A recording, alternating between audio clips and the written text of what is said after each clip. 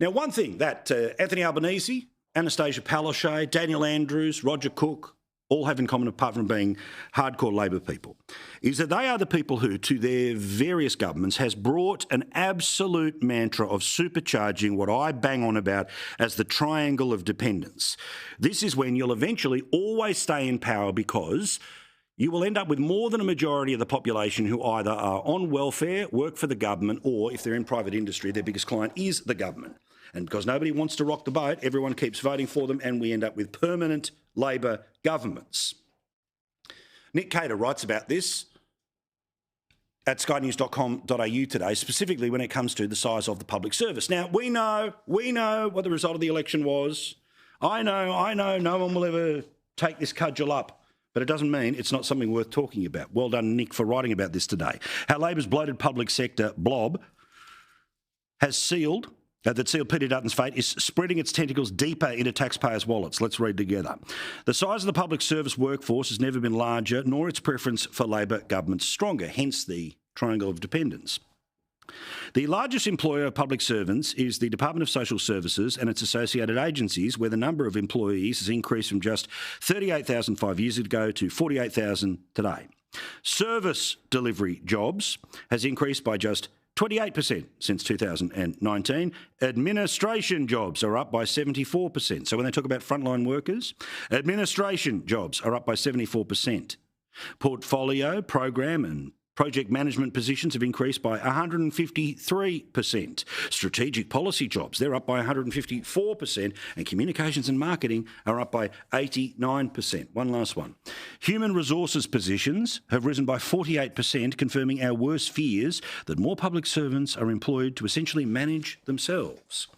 And if they keep voting Labor and they keep slowing any attempts to change the way they do, the triangle of dependence only gets stronger. I like that metaphor because you know how strong, structurally, a triangle is and how it can enforce itself, which is exactly what happens here. Now, let's talk about the worries a lot of people have with childcare at the moment. Sadly, in the past couple of days, another person has been charged in relation to horrific abuses that have taken place alleged to have taken place at childcare centres.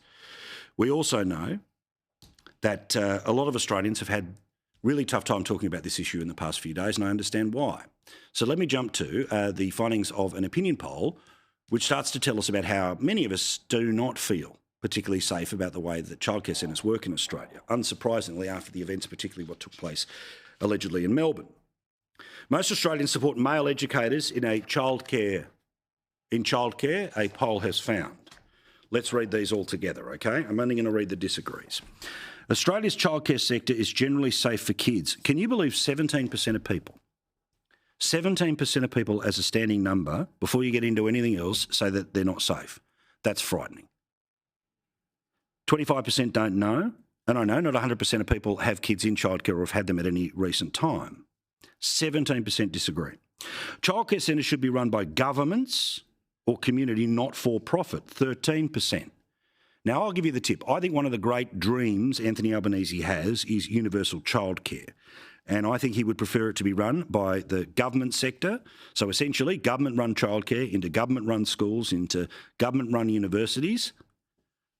And we all know what the ideological consequence of that's going to be. So don't be surprised if that's where we go over the many, many years to come of this government.